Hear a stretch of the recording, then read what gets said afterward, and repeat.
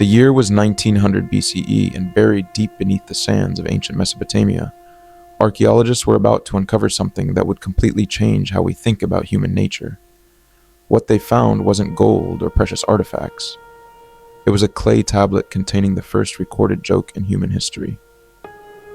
And when scholars finally translated it, they discovered that our ancestors had a sense of humor so dark, so twisted, that it would make modern comedians blush.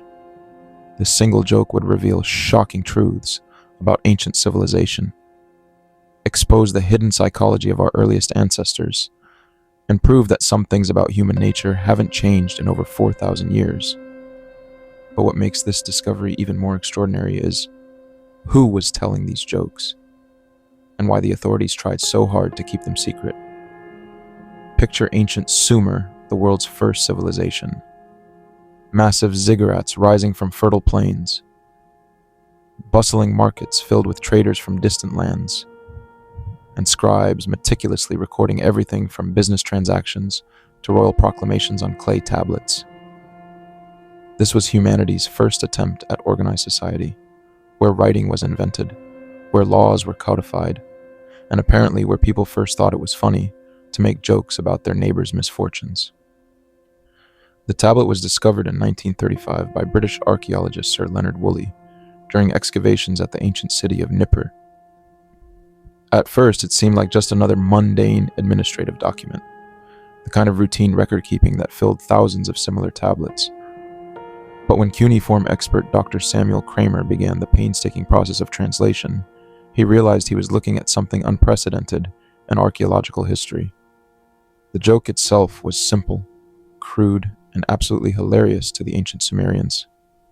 It went like this: something which has never occurred since time immemorial. A young woman did not fart in her husband's lap. Now, to modern ears, this might seem childish, but to understand why this was revolutionary, you need to understand the context of ancient Mesopotamian society. In Sumerian culture, marriage was an extremely formal institution, governed by complex laws and rigid social expectations. Women were expected to be silent, obedient, and above all, dignified in the presence of their husbands. The idea of a wife being so comfortable that she would release gas while sitting intimately with her spouse was not just funny, it was scandalous. It violated every social norm and represented a level of marital intimacy that was never discussed in polite society. But this joke revealed something profound about human psychology. Even in the world's first civilization, people were using humor to cope with the pressures of organized society. They were making fun of the very institutions and social norms that governed their daily lives. Laughter was serving as a pressure release valve that allowed them to express thoughts and feelings that would have been dangerous to voice directly. Dr. Kramer's discovery sent shockwaves through the academic world. Here was proof that sophisticated humor, complete with setup, punchline, and social commentary, had existed thousands of years earlier than anyone had imagined. But what made the find even more significant was where the tablet had been discovered. It wasn't in a royal palace or religious temple. It was in what appeared to be an ancient tavern or public gathering place. The implications were staggering. This wasn't just one person's private amusement. It was part of a broader culture of humor that existed in ancient Mesopotamia. As archaeologists began re-examining other tablets from the same period, they found dozens of similar jokes, puns, and humorous observations. The Sumerians had developed an entire comedy tradition that scholars had completely missed. One tablet contained what can only be described as the world's first recorded lawyer joke. Why did the scribe cross the river? Because he was too lazy to swim. Another featured an early version of observational comedy. My wife is so fat, when she sits around the ziggurat, she really sits around the ziggurat. The humor was crude, direct, and remarkably similar to jokes told today. But perhaps the most shocking discovery was a tablet that contained what appeared to be ancient Sumerian stand-up comedy routines, complete with timing cues written in cuneiform, instructions for gestures and facial expressions, and notes about which jokes worked best with different audiences. This wasn't just casual humor. It was professional entertainment performed by skilled comedians over 4,000 years ago. The existence of professional comedians in ancient Sumer completely overturned scholarly assumptions about early civilization. Historians had always assumed that entertainment in the ancient world was limited to religious festivals and royal ceremonies. The idea that common people were paying money to watch other people tell jokes suggested a level of social sophistication that didn't fit established theories about human development. Further research revealed that comedy had played a crucial role in ancient Mesopotamian society. Jokes weren't just entertainment, they were a form of social criticism that allowed people to express dissent without directly challenging authority. A joke about lazy scribes was really a comment on bureaucratic corruption. A joke about fat wives was actually social commentary on inequality and excess. The authorities of the time clearly understood this subversive power of humor. Several tablets were found that contained official edicts prohibiting certain types of jokes, particularly those that made fun of kings, priests, or government officials. There were even records of comedians being arrested and punished for telling jokes that were deemed too politically dangerous. One particularly fascinating tablet described the trial of a comedian named Enlil Bani, who had been accused of insulting the king through his jokes. The charges were serious: sedition, disrespect to royal authority, and corrupting public morals. But the trial records reveal something extraordinary. Enlil Bani defended himself by arguing that laughter was a gift from the gods, and that suppressing humor was tantamount to rejecting divine blessing. His defense worked. The king not only pardoned Enlil Bani, but actually hired him as a court entertainer. This established a precedent that would influence comedy for millennia: the idea that humor could be protected speech, as long as it was presented as entertainment rather than direct political criticism. Enlil Bani had essentially invented the concept of comedic immunity that still protects comedians today. But the most disturbing discovery was a cache of tablets that revealed the dark side of ancient humor. These contained jokes that were so cruel, so vicious, that they would be considered hate speech by modern standards. Jokes that mocked physical disabilities, celebrated violence against enemies, and promoted ethnic stereotypes that were shocking even by ancient standards. These tablets forced scholars to confront an uncomfortable truth about human nature. The same psychological mechanisms that create bonding through shared laughter can also be used to dehumanize others. Ancient Sumerians weren't just telling harmless jokes. They were using humor as a weapon to reinforce social hierarchies and justify oppression.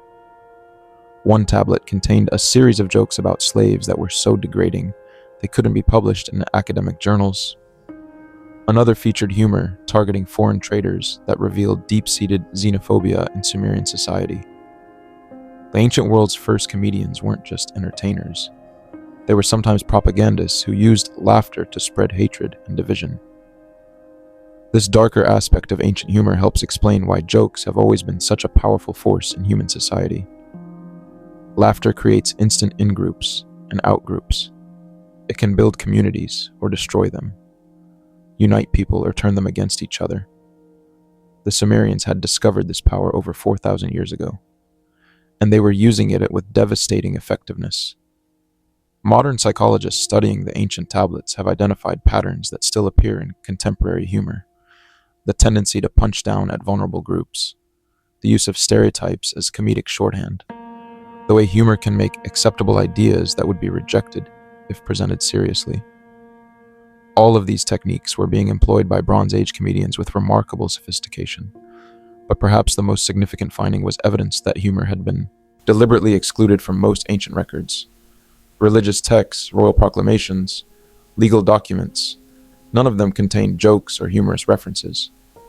It was as if the official culture of ancient Mesopotamia had been sanitized to remove any trace of the comedy that was clearly a major part of daily life. This selective preservation has created a distorted view of ancient civilization. For centuries, scholars studying Mesopotamian culture saw only the serious, formal aspects of society. They concluded that ancient people were grim, humorless, and obsessed with religion and authority. But the joke tablets reveal that this was just the official facade. Behind the scenes, people were laughing, joking, and using humor to cope with the pressures of civilization. The implications extend far beyond ancient history.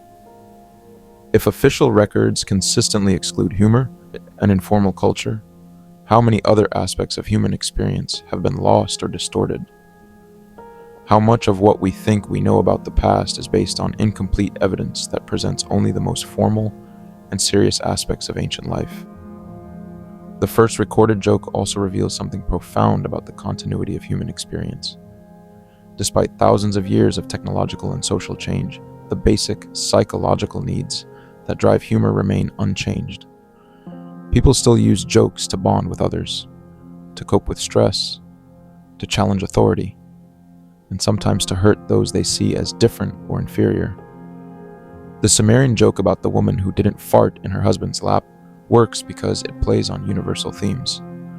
The gap between public expectations and private reality, the humor found in bodily functions, the comedy that emerges from intimate relationships. These themes appear in every culture and every era because they reflect fundamental aspects of human nature.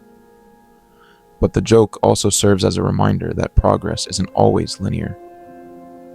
The ancient Sumerians had developed sophisticated comedy traditions, professional entertainers, and even legal protections for humorous speech. Yet much of this cultural achievement was lost when their civilization fell. Later cultures had to rediscover many of the same principles about humor and entertainment. The rediscovery of ancient jokes has also influenced modern comedy. Comedians studying the Sumerian tablets have found inspiration in techniques that are over 4,000 years old. The power of unexpected juxtaposition, the effectiveness of challenging social taboos, the way humor can make profound points through seemingly simple observations. These ancient principles are still being used by contemporary performers. Perhaps most importantly, the first recorded joke reminds us that laughter is one of humanity's oldest and most powerful tools. It predates writing systems, complex governments, and organized religion. People were making each other laugh long before they figured out how to record those laughs for posterity. Humor isn't a luxury that developed after basic survival needs were met.